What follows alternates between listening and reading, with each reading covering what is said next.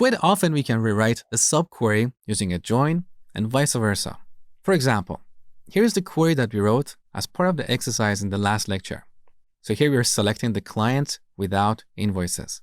Now we're going to rewrite this, but instead of using a subquery, we're going to use a join. So we want to select all the clients, and then we want to join these clients with the invoices table. Now earlier you learned that we have two types of joins, inner joins and outer joins. If we do an inner join, we'll only get the clients who have an invoice. If we do an outer join, or a left join more accurately, we'll get all the clients whether they have an invoice or not.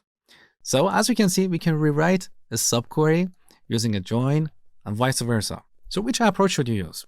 Well, that depends on a couple of things. One is performance and the other is readability. Later in the course, we talk about execution plans, so you will learn how to write a query that gets executed faster. But assuming that both these queries have the same execution time, you should go for the query that is most readable. In this particular example, the first query is more intuitive because it better aligns with the problem you're trying to solve. Find clients without invoices. So you're finding clients who don't have an invoice. Understanding this query is easier. So left join here is a little bit of distraction from our problem. But this is not always the case. Sometimes you will see that using a subquery can make your query too complex, and in those cases, it's better to use a join. So always pay great attention to the readability of your code.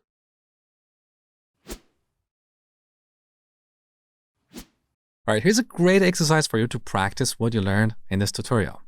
In our SQL Store database, write a query to find the customers who have ordered lettuce. And as you remember, the ID of lettuce is 3. In your select statement, select customer ID, first name, and last name. Now we can solve this problem using both a subquery and a join. So as part of this exercise, I want you to come up with both solutions and pick the one that is more readable. You will see my solution next.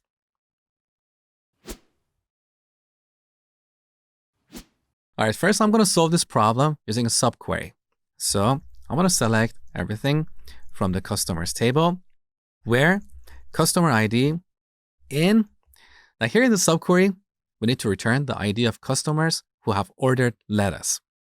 So we need to go to our order items table, select everything from order items where product ID equals to 3. Now in this table, we don't have the customer ID. So we need to join this table with the orders table to get the customer ID. Let's give it an alias and then join it with the orders table using the order ID column.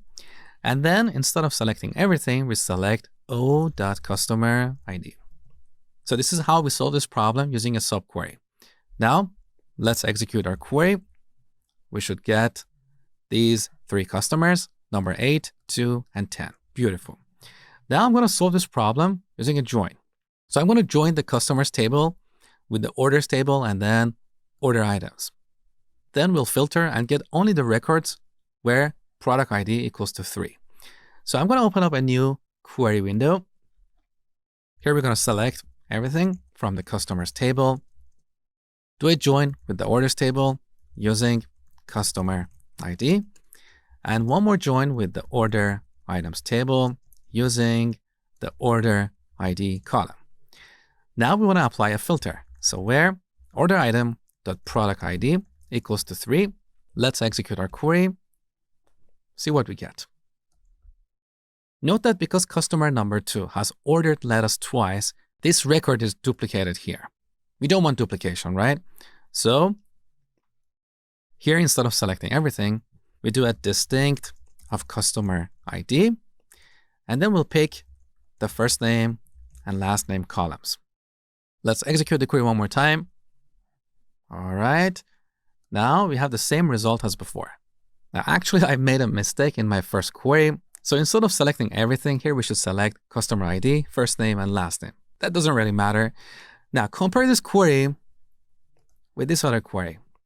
In my opinion, the second query is more readable. It's more meaningful because there is a natural relationship between customers, orders, and order items. So in situations like that, quite often we use joins. And here our filter clearly explains what customers we're looking for. Customers who have bought product number 3. So I personally pick the second solution over the first one.